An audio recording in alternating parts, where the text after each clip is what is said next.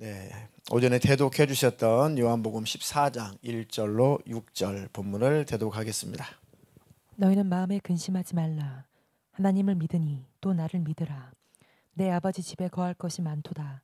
그렇지 않으면 너희에게 일렀으리라. 내가 너희를 위하여 거처를 예비하러 가노니 가서 너희를 위하여 거처를 예비하면 내가 다시 와서 너희를 내게로 영접하여 나 있는 곳에 너희도 있게 하리라. 내가 어디로 가는지 그 길을 너희가 아느니라. 도마가 이르되 주여 주께서 어디로 가시는지 우리가 알지 못하거늘 그 길을 어찌 알겠사옵나이까.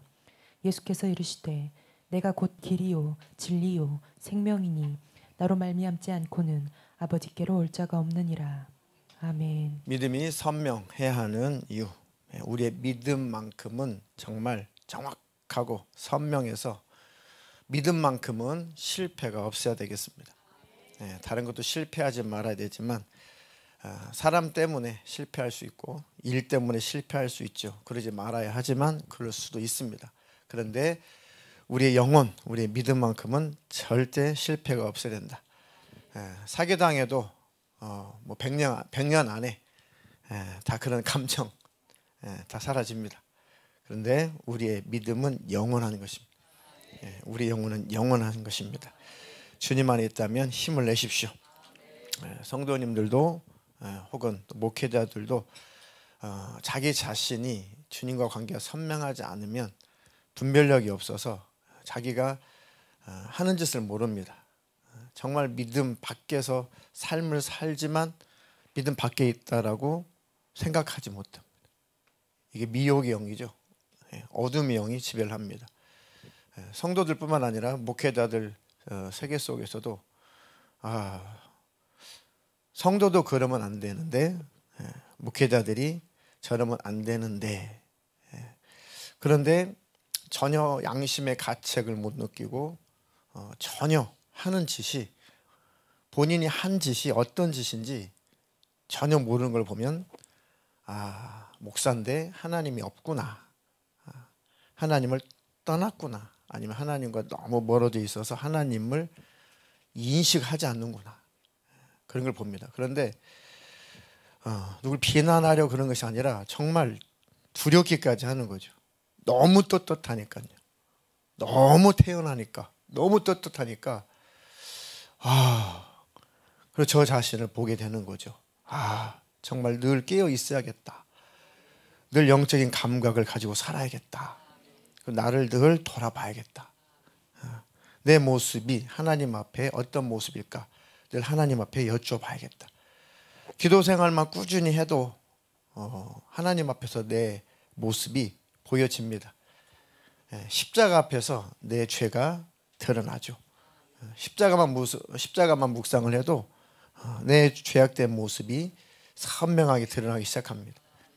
주님께 늘 기도하고 주님을 바라보면 양심이라는 것이 있으니까 뭔가 이렇게 거리껴지는 것들이 내 안에서 드러납니다.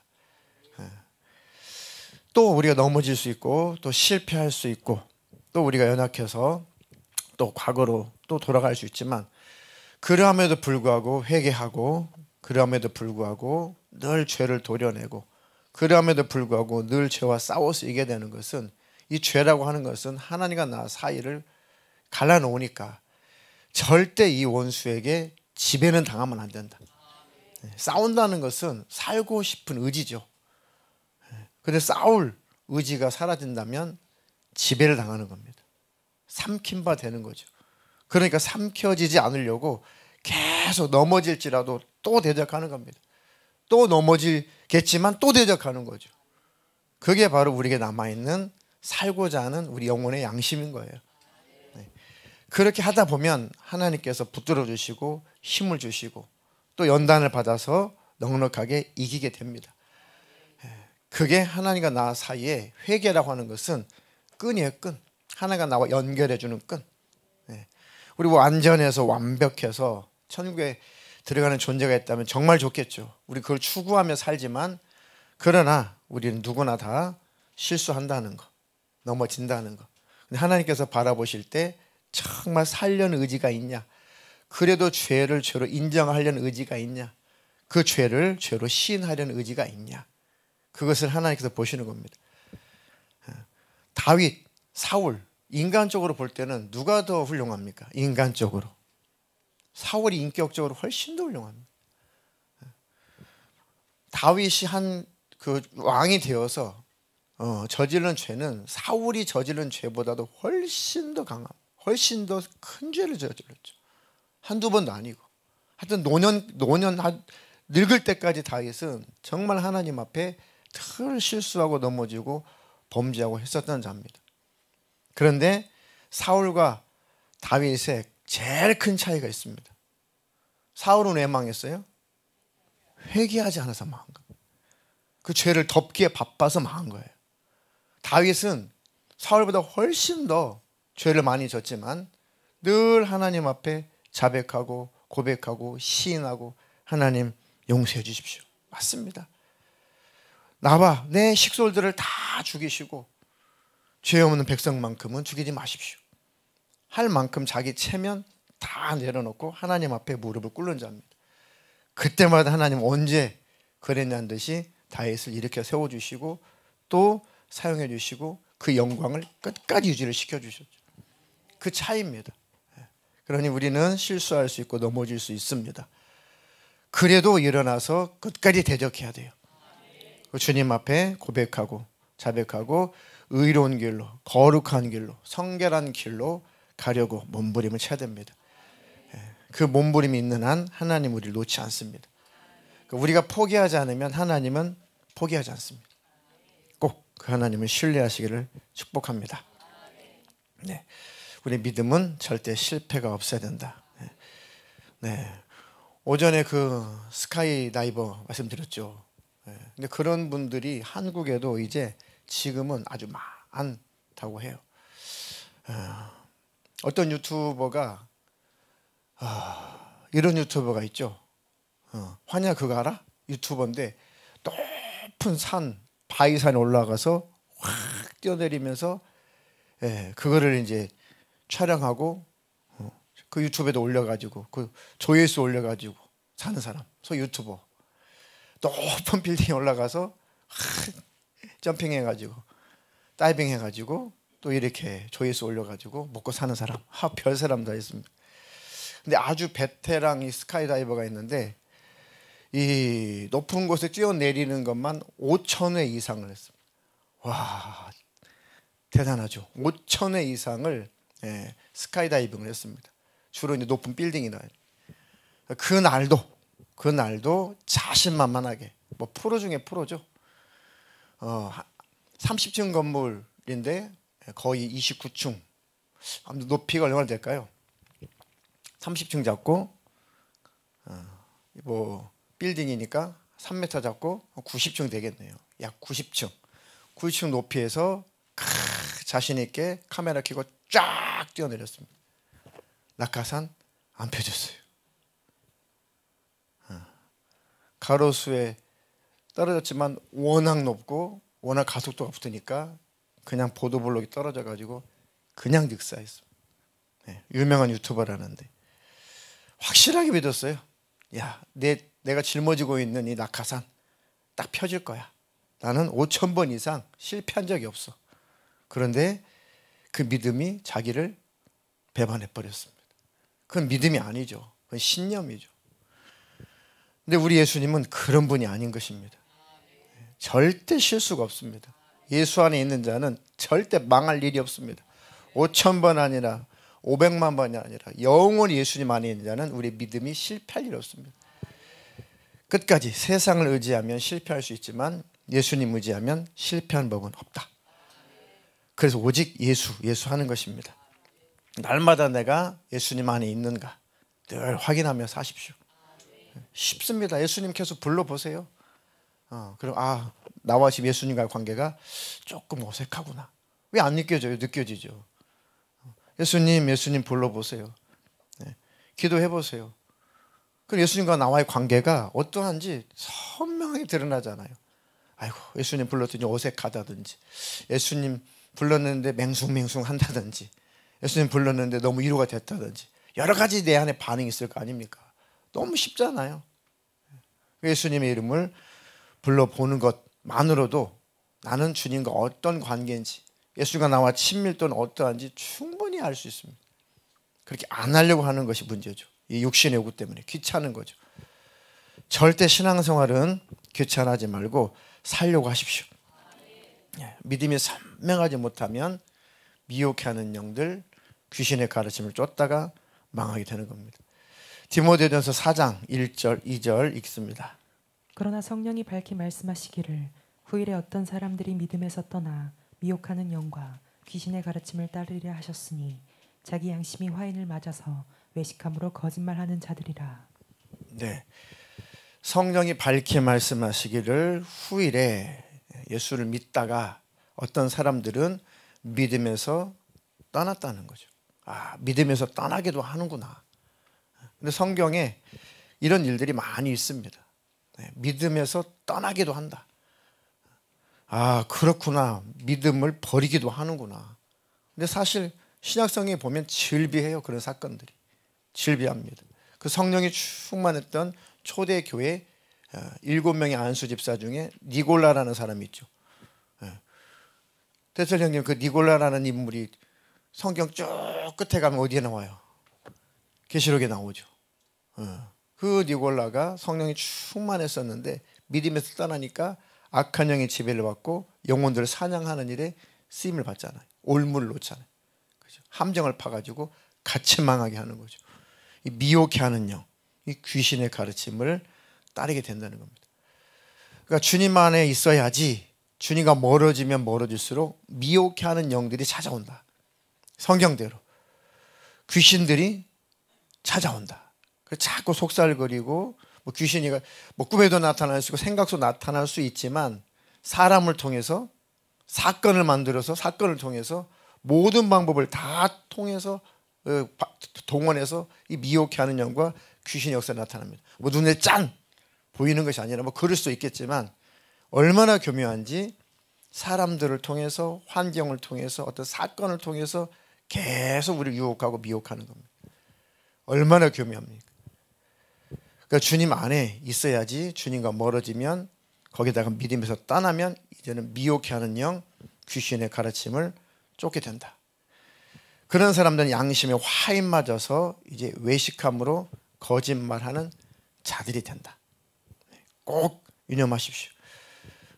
우리는 어떤 구약적인 할례, 만식법, 절기법 이것을 지키지 않는다는 것이지 죄를 지어도 된다는 것은 절대 아니라는 거. 우리가 율법의 정신은 절대 소멸되지 않는다는 거. 그걸 꼭 기억하십시오. 우리 영적 이스라엘, 영적 아브라함의 자손이기 때문에 육적 이스라엘, 육적 아브라함의 자손들을 선민들을 구분하려고 주셨던 그런 안식법, 절기법, 먹는 법, 옷 입는 법 이런 법들 그들 구분하려고 주셨던 법들이란 말이죠.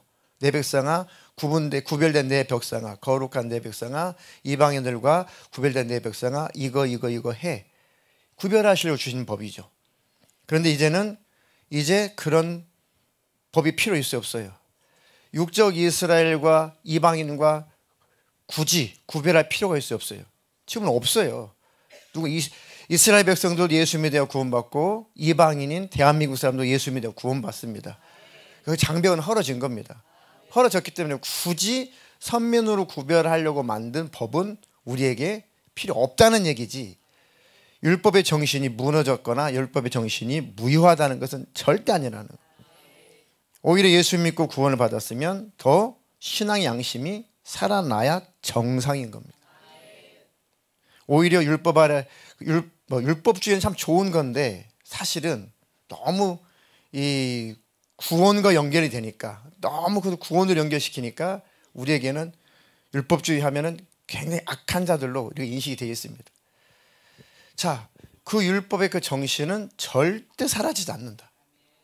이해가 되십니까? 하나님의 공의는 절대로 사라지지 않는다. 공의가 있으니까 또 뭐가 있는 거예요? 하나님의 공의가 살아있기 때문에 우리는 뭘 누리는 겁니까? 반대로 은혜를 누리는 거죠. 공의가 없으면 은혜는 필요 없는 거예요. 심판이 없으면 은혜는 필요가 없는 겁니다. 심판받지 않도록 은혜를 주는 것이죠.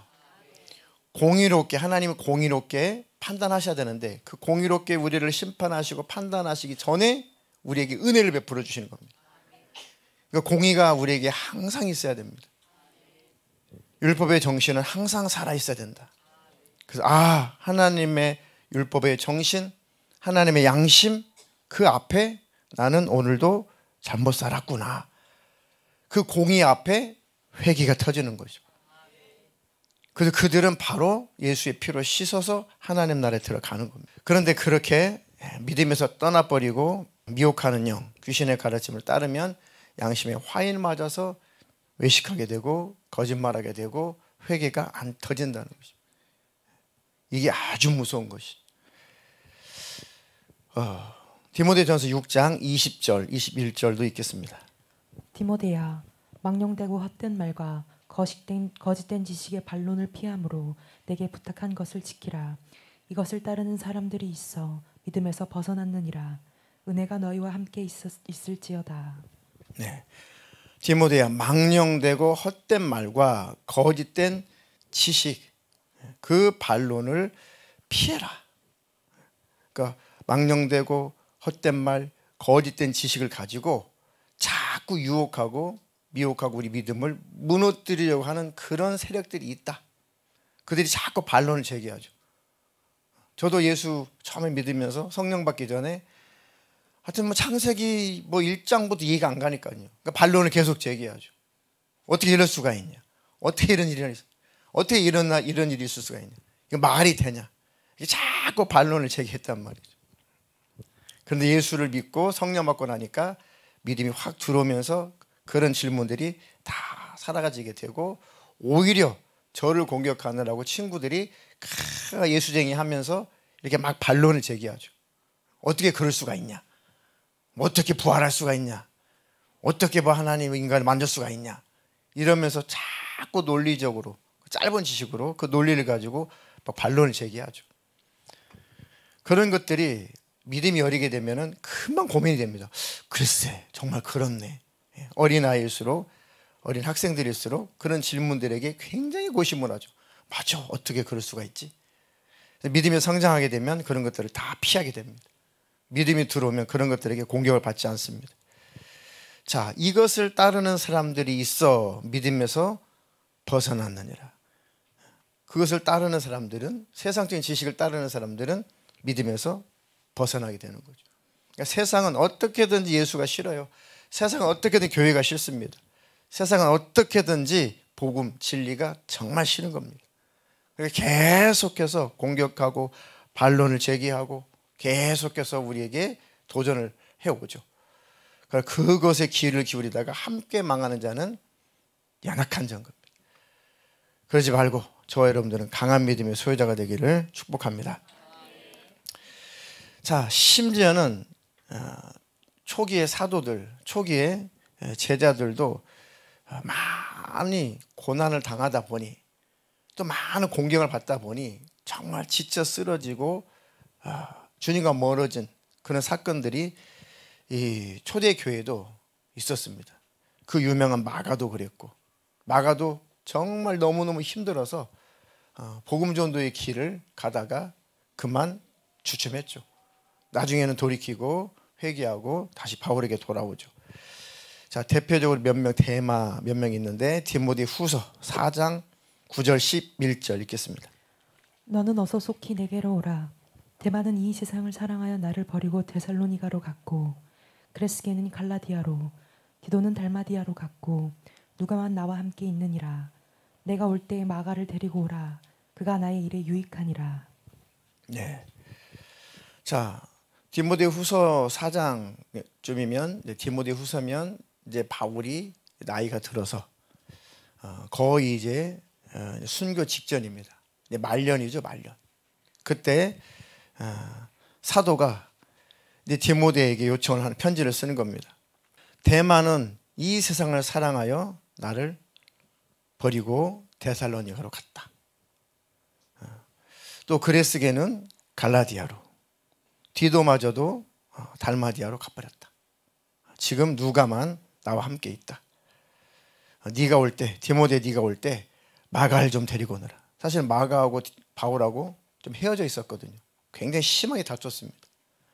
그런데 마가가 어느 사건인지 모르겠지만 돌이키죠. 마음이 회개를 합니다. 그리고 다시 바울과 동역을 하게 됩니다. 이렇게 믿음의 거장들도 이런 일이 있었다고요. 마가를 데리고 와라. 그가 나의 일에 유익하다. 얼마나 치열했습니까? 성경에 기록된 이런 인물들도 엄청나게 많은 싸움이 있었다는 거죠. 그러니까 우리도 신앙생활하고 하나님 나라 들어가는 일에 자신하지 말고 하나님 의지해야겠다. 근신하고 깨어 있어야겠다. 나의 신념을 믿지 말고 늘 기도해야겠다. 늘 주의 말씀을 상고해야겠다. 그 예수님을 확실히 붙잡으십시오. 그럼 절대 믿음에서 실패하지 않을 겁니다. 우리 믿음을 믿음에서 떠나게 만들고 믿음이 선명하지 못하게 만드는 것들 보니까 대만은 왜 떠났어요? 이 세상을 사랑하여 나를 버리고 데살로니가로 가버렸다. 세상 유혹. 육신을 가졌기 때문에 늘 지배받고 공격받는 것이 세상 유혹이죠. 요한일서 2장 15절 17절 읽겠습니다. 이 세상이나 세상에 있는 것들을 사랑하지 말라. 누구든지 세상을 사랑하면 아버지의 사랑이 그 안에 있지 아니하니 이는 세상에 있는 모든 것이 육신의 정욕과 안목의 정욕과 이생의 자랑이니 다 아버지께로부터 온 것이 아니요 세상으로부터 온 것이라. 이 세상도 그 정욕도 지나가되 오직 하나님의 뜻을 행하는 자는 영원히 거하느니라. 네, 강력하죠. 세상이라는 것이. 이 세상이나 세상에 있는 것들을 사랑하지 마라. 하나님 만드신 것들을 누릴 수 있고 사용할 수 있습니다. 근데 그것에 빠지지 말라는 얘기예요. 그것을 사랑의 대상이 되지 마라. 누구든지 세상을 사랑하면 아버지의 사랑이 그 안에 있지 아니하니. 그렇죠? 실컷 세상을 즐기면 하나님의 사랑, 하나님의 은혜, 하나님의 마음이 내 안에 남아있지 않습니다. 희미하죠. 십자가의 은혜 희미합니다. 두 마음을 품게 되면 이렇게 희미해지는 거죠. 이는 세상에 있는 모든 것이 하나님께로부터 성령으로부터 오는 것이 아니라 육신의 정욕, 안목의 정욕, 이생의 자랑에서 나오는 것이다. 아버지께로부터 온 것이 아니고 다 세상에서 오는 것이다. 세상도 그렇지만 지나가고 정욕도 지나간다. 하지만 오직 하나님의 뜻을 행하는 자는 영원히 거한다. 하나님 안에 거해서 영원할 거냐, 세상에 끌려가서 세상에 빨려 들어가서 멸망할 거냐, 선택하라는 거죠. 근데 여러분들은 하나님의 손에 붙들리면 아무리 세상이 강력해도 절대로 끌려가지 않습니다. 이게 핀셋입니다. 요거 이 자석이 있을까요? 핀셋이 있을까요? 자석. 이거 자기 할 사람, 이건 나예요 할 사람 한 명도 없어야 돼요. 한 명도 없어야 됩니다. 자, 세상이 얼마나 센가. 빨려 들어간다는 거죠. 근데 요거 세상이 아무리 세도 제 손에 붙들려 있으면 절대 못 걸어갑니다. 하나님 손에 붙들려 있으면 절대 못 걸어갑니다. 그 차이인 거예요. 세상 우리 못 이깁니다. 마귀 역사 이겨요? 못 이겨요. 이기는 방법은 하나님께 붙들린 수밖에 없습니다. 소용없어요. 다 붙어요. 다 붙습니다. 빠짐없이 다 붙어요. 다 끌려갑니다. 다 끌려가요. 전 얘는 안 끌려갈 줄 알았어요. 절대 못 끌려갑니다. 제가 붙잡고 있거든요. 아무리 연약한 자라도 하나님 손에 붙들려 있으면 절대 세상에 못 걸어갑니다. 그러니까 싸워서 이길 수 있는 존재는 없어요. 그러니까 이길 수 있는 방법은 그냥 하나님 손에 겸손히 붙들려 버리는 겁니다. 하나님 안에 거하는 것입니다. 제일 중요하죠. 디모데전서 6장 19절로 17절 19절 또 읽겠습니다. 내가 이 세대에서 부한 자들을 명하여 마음을 높이지 말고 정함이 없는 재물에 소망을 두지 말고 오직 우리에게 모든 것을 후히 주사 누리게 하시는 하나님께 두며 선을 행하고 선한 사업을 많이 하고 나누어 주기를 좋아하며 너그러운 자가 되게 하라. 이것이 장래의 자기를 위하여 좋은 터를 쌓아 참된 생명을 취하는 것이니라. 예수님 안에 거하는 게 뭐냐? 예수님께 붙어 있는 게 뭐냐? 예수님 손에 붙들리는 게 뭐냐? 그겁니다. 이 세대에서 부한 자들을 명하여 마음을 높이지 말고 정함이 없는 재물에 소망을 두지 말고 오직 우리에게 모든 것을 후히 주사 누리게 하시는 하나님께 소망을 두고 선을 행하고 선한 사업을 많이 하고 나누어 주기를 좋아하며 너그러운 자가 되게 하라. 이것이 장래에 자기를 위하여 좋은 터를 쌓아 참된 생명을 취하는 것이다. 그러니까 예수님 안에 있다는 것은 예수님과 함께 동역을 하는 겁니다. 제일 쉬운 방법이죠. 가장 힘 있는 방법입니다. 그러니까 주님과 함께 살고 주님과 함께 일하는 겁니다. 주님을 위해서 삶을 살기로 작정을 하는 거예요. 그러면 절대 세상이 절대 끌어갈 수 없습니다. 왜? 우리 삶 전체가 주님께 붙들려 있기 때문에 그래서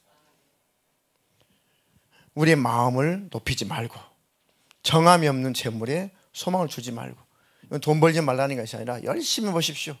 열심히 경제생활 하십시오. 그런데 그것이 소망이 되지 말라는 겁니다. 물질이 소망이 되지 말라는 겁니다. 아, 나는 이만큼 벌어놨으니까 아이고 나는 됐어. 나는 자신 있어. 그러지 말라는 겁니다. 큰 부자가 아주 농사가 아주 풍년을 이뤘고 잘 되어서 야 올해도 이렇게 어마어마하게 재산이 이 증식이 됐으니 이거 어디다 다 쌓아놓냐. 내가 창고를 다 헐어버리고 내 이 재산을 다 새 창고에다 다 집어넣어야지. 다 쌓아놨습니다. 그리고 배를 두드리면서 이렇게 말하죠. 내 영혼아 여러 쓸 물건을 많이 쌓아두었으니까 이제는 편안하게 먹고 마시고 즐기고 살자. 거기다 마음을 주는 거죠. 거기 소망을 주는 거죠. 그 하나님께서 내가 오늘 당장 네 영혼을 호출하게 되면 네가 쌓아놓은 것, 네가 소망을 줬던 것, 그 세상, 그 재물, 그거 누구 것이 되겠냐. 그러니까 소망을 하나님께 두라는 것이죠. 선을 행하고 선한 사업을 많이 하고 하나님의 사업에 하나님의 일에 주님의 일에 몸된 교회 그 일에 생각과 마음을 같이 하고 하나님 나라를 위해서 힘쓰고 그 모든 활동들을 말하는 것입니다. 근데 우리가 제일 속기 쉬운 것이 그렇게 살지 않으면서 우리는 주님께 붙들려 있고 주님 안에 거하고 있다라고 우리는 너무 많이 오해를 하는 것입니다. 많이 착각을 하는 것입니다. 여전히 내 소유도 내 것이고 내 삶도 내 것이고 나도 내 것이고 내 모든 인생이 여전히 내 것이라고 여기면서 하나님을 믿는다고 생각을 하고 하나님을 쫓는다고 생각하고 신앙생활 하고 있다고 우리는 착각을 하고 살아요. 왜요? 때때로 예배당에 있고 때때로 기도하는 자리에 있고 때때로 직분을 감당하고 때때로 하나님을 찾으니까 우리가 그것으로 때때로 속고 있는 겁니다. 그런데 우리 안에 내 중심, 내 양심을 잘 살펴보면 그렇지 않다는 것을 확연하게 할 수 있습니다. 그러니까 그런 나와 대면하고 싶지 않으니까 껄끄러운 거예요. 껄끄러운 겁니다. 제가 고쳐야 될 그 습관이 하나 있습니다. 세희야 뭐겠지? 뭘까? 제가 고쳐야 될 게 있습니다. 늘 우리 집에서 우리 아내도 욕을 합니다. 근데 제가 그거를 거의 실행을 안 해요. 대면하고 싶지 않아요. 내 모습을 보고 싶지 않아. 그게 뭘까요? 네. 아니 저는 제 설교하는 동영상을 보면 1분도 못 보겠어요. 막 오금이 저려. 너무 어색하고 왜 목소리가 저렇고 왜 제스처는 저렇고 정말 부담스럽죠. 부담스러우니까 그 내 모습을 직면하기가 대면하기 싫은 거예요. 그러니까 스트레스를 받으니까 안 보는 겁니다. 그러니까 발전이 없는 거예요. 네, 고칠 겁니다. 적나라하게 봐서 고칠 겁니다. 네. 근데 개척 초기에는 진짜 아예 듣지도 않았어요. 그냥 내 설교 듣고 내가 스트레스 안 받으려고. 지금은 굉장히 많이 여유가 있습니다. 그전에는 우리 한 사람이 모니터링 한다고 이렇게 듣고 있어요. 이렇게 화장하면서 옆에서 이렇게 듣고 있어요. 그럼 내가 소리를 지르죠. 아, 꺼! 아, 듣기 싫어. 아니, 자기 설교인데 저런다? 아, 듣기도 싫어. 좀 끄라고. 나 없을 때 들어. 네. 그게 자기의 모습이 발각되는 게 싫은 거예요. 싫은 거. 그러니까 다 사람들이 그런 모습을 갖고 있습니다. 자기의 모습이 발각되는 것이 싫어요. 그런데 들켜야 발전이 있는 것이고 하나님 앞에 들켜야 우리 살게 되는 것입니다. 그래야지 발전이 있는 것이고. 그래서 그런 내 모습을 하나님 앞에 늘 여쭤보십시오. 하나님, 저는 잘 가고 있습니까? 저는 하나님 앞에서 올바로 잘 살아가고 있습니까?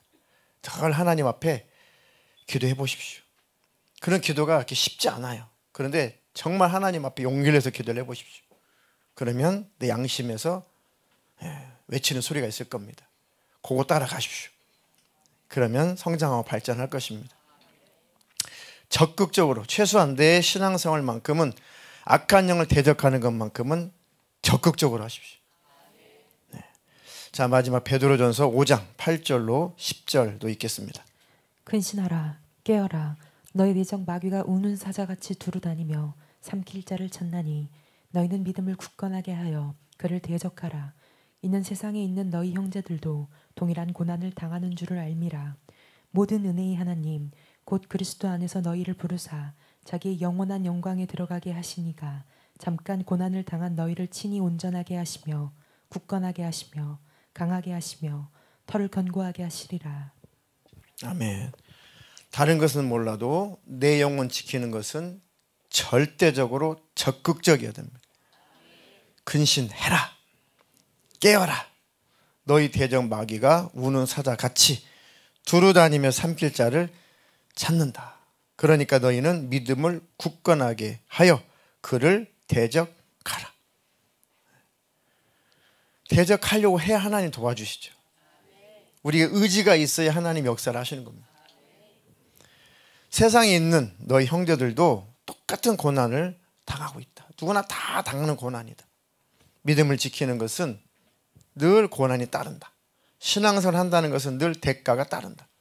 그래도 가장 중요한 것이니까 적극적으로 대적해서 승리해라. 모든 은혜 하나님 곧 그리스도 안에서 너희를 부르사 자기 영원한 영광에 들어가게 하시니가 잠깐 고난을 당한 너희를 친히 온전하게 하시며 굳건하게 하시며 강하게 하시며 털을 견고하게 하시리라. 그러니까 늘 우리 예수님 안에 예수님과 관계가 선명하십시오. 늘 점검하시라고요. 아주 쉽습니다. 네. 주님 앞에 늘 예수님 부르는 것, 그것을 때는 용기가 필요해요. 너무 영적으로 다운되어 있을 때는 예수님 부르는 게 쉽지 않을 수 있습니다. 그래도 살려면 예수를 부르십시오. 그래야지 어둠이 떠나갑니다. 그리고 주님과 가로막혀 있는 베일이 거치는 겁니다. 저라고 항상 자신 있게 예수님 하신 줄 아세요? 저도 꺼리 끼는 게 있어요. 막 이렇게 혈기 내고 막 그렇게 할 때는 예수님이 쉽게 나온 줄 아세요? 저도 그냥 속으로 예수님 해요. 그런데 제 안에서 소리를 내서 불러라. 와, 정말 안 나옵니다. 내 안에 악이 있으면 속에서 차죠. 속에서 예수님 해요. 그런데 소리가 안 나와요. 소리가. 야, 참 대단하다. 이 악이란 것은 정말 대단한 거구나. 악한 영의 지배를 많이 받은 사람일수록 예수님 해보세요. 예자도 안 나오는 걸 봐요. 아멘 해보세요. 아자도 못해요. 그만큼 악이 지배를 하게 되면 신령함과는 완전히 멀어지는 겁니다. 저도 그런 걸 경험한다니까요. 속에서는 예수님이에요. 속의 외침은. 그런데 소리내서 예수님 외쳐라. 근데 와, 정말 안 나오더라고요. 예, 어색해. 예수님 부르는 게 너무 어색해. 아, 이런 거구나.